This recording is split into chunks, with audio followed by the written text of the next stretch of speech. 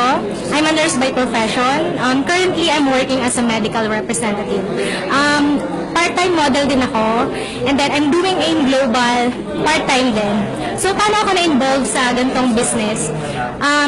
When I was reviewing sa nursing namin and preparing for the board exam, yung mismong professor namin, marami siyang naka-display na products na AIM Global. So, na-curious ako anong meron doon.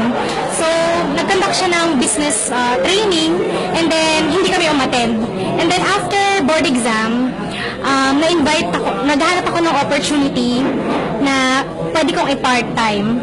And then, dito sa Ortigas, may nagbigay ng flyers.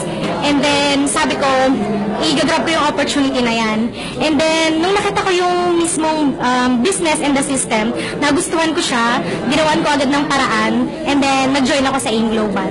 And then, right now, sobrang daming blessings na dumating nung nag-join ako ng AIM Global.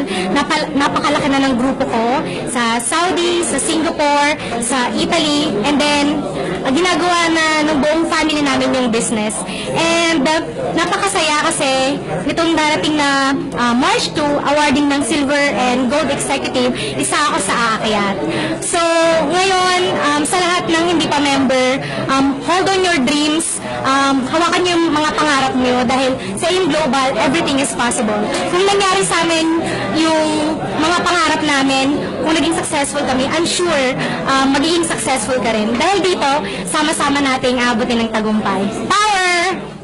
Hi guys, good morning. I am Aiza Marie Loria, a nurse by profession, but right now I am a business advocate. I was invited in this kind of business no 5 days before my flight going to Dubai.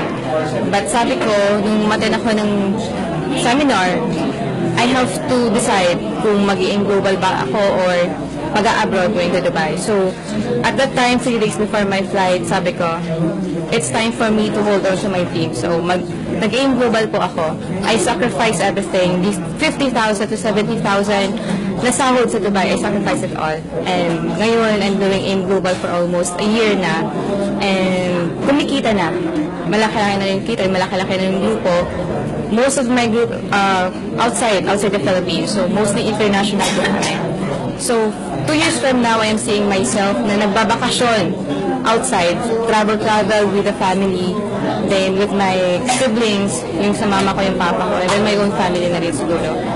So, kayo, na hindi pa nga member, please, advise ko sa inyo, kung nagdududa pa rin kayo, guys, ang dami-dami ng naging successful in this kind of business. Please, pagdudahan niyo po ang inyong duda. And then, be courageous enough to face your fears. Kasi pag hindi kayo nagiging courageous, game is over. Kailangan natin maging matatag, kailangan natin maging matapang. That's all. Hello, good morning. I'm Dr. Lloyd De La Cruz. I'm a doctor by profession. Actually, nag-introduce ako sa product 2 years ago. Meron lang aking medic sa clinic, bali constipated siya for the past 3 years. So every now and then, may use ako ng gamot for constipation. Then one day, that was in 2011, excited siyang dumating sa clinic, binigay sa akin ng C20/7. Sabi niya sa akin, Doc, ang ganda-ganda nito, try mo.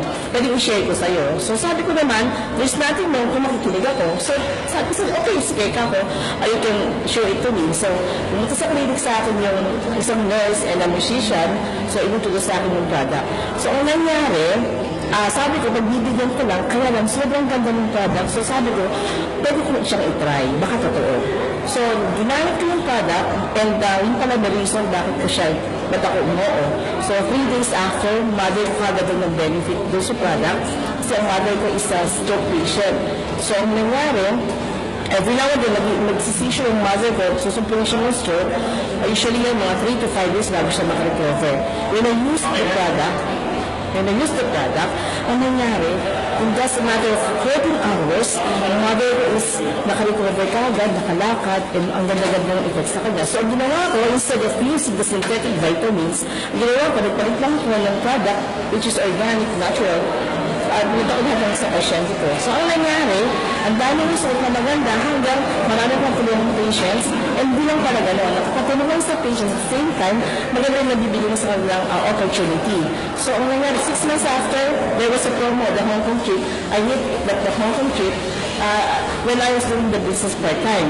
And 1.5 years after, nakakatuwa kasi still I'm doing the business part-time. Again, I hit the Singapore trip. And then, imbes na hindi naman sa mag-inspire lang po, yung nahit ko po yung car ko, first brand new car ko po sa Global, it says Orlando Chevrolet 2013 model. And yung highest position po, which is Global Ambassador, nakuha ko rin po during the Spark for 1.5 years. Napakaganda po ng product, it's so good, sana i-try din po nyo. At the same time po, and the business opportunity is so good din po. Sana po, makita na tayo so I can share it to you someday.